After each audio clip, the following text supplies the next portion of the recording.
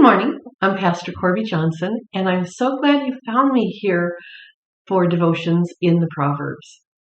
Today we are in Proverbs chapter 21, verses 15 through 17. It is Thursday, July 8th. And if this is your first time joining me, I'm so glad you're here. This has been an awful lot of fun, and I do take the Proverbs a little bit slowly. I usually have between 2 and 5 verses in a section. And one of the reasons I do that is because sometimes each sentence is a stand-alone proverb. And so I don't want to give us too much at a time to kind of muddy the waters. But I always choose a specific verse to highlight. Now, while I'm reading the Proverbs, or when you're reading it at home, there may be another verse that stands out to you today. By all means, make that your own, because the living word lives in each of us, and I think it changes in each of us according to where we are in our personal life. So a piece of scripture you might have read, or I might have read a few years ago, today I might have a whole different take on it. And I think God uses that to enliven our spiritual life. So Proverbs 21, 15 through 17 today. When justice is done, it brings joy to the righteous, but terror to the evildoers. Whoever strays from the path of prudence comes to rest in the company of the dead. Whoever loves pleasure will become poor, and whoever loves wine and olive oil will never be rich. That's a lot in just 3 verses, isn't it? Now, I always have a focus verse, and today my focus is whoever loves pleasure will become poor, and whoever loves wine and olive oil will never be rich. That's Proverbs 21, verse 17.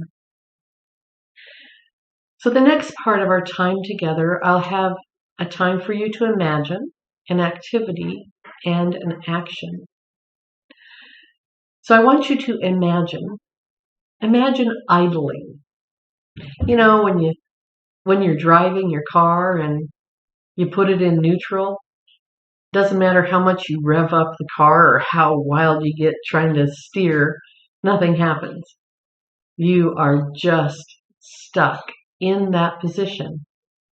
And if you stop revving the engine, trying to go somewhere, the car just sounds quiet. Especially the electric cars now. My electric car, you can't hear it at all. But imagine idling, not just in your car, but in your life. Not doing any work, not having any tasks or odd jobs or anything to do. No energy, because when you don't do something for a while, your muscle tone starts to get soft and your energy wanes, and then you really don't feel like doing much. The world is going by, but it's going by without you. Your funding dwindles, and instead of getting up off the couch or out of the chair and getting to work, you just don't really feel like being engaged. Unless it's something that brings you pleasure, something that you really want to do. Now, it might be quilting, it might be video games, it might be woodworking, it might be taking care of the lawn or sitting petting the pets. And in all those things, there's value. But if you're not taking care of what you need to take care of in order that you have the things you need. Whoever loves pleasure will become poor. Whoever loves wine and olive oil will never be rich. A lot of times when we're in these situations where we don't feel like doing anything, depression can kind of enter in, and you may find yourself self-medicating. And that is happening all over the world. It always has. It's a part of who we are to try to make ourselves feel better. But sometimes that wine or that alcohol can really throw us for a loop and stop us from caring. So as an activity, I want to make sure that you care for yourself, that you care for your home, that you care for your work, your family, and the world. Because it is a difficult position to be in if you just don't care. Our action today is get out your pen or pencil and write down some things that you care about, that perhaps you've put on the back shelf, that you haven't really been attentive to, or maybe life just got busy, or you just forgot how much joy things bring to you.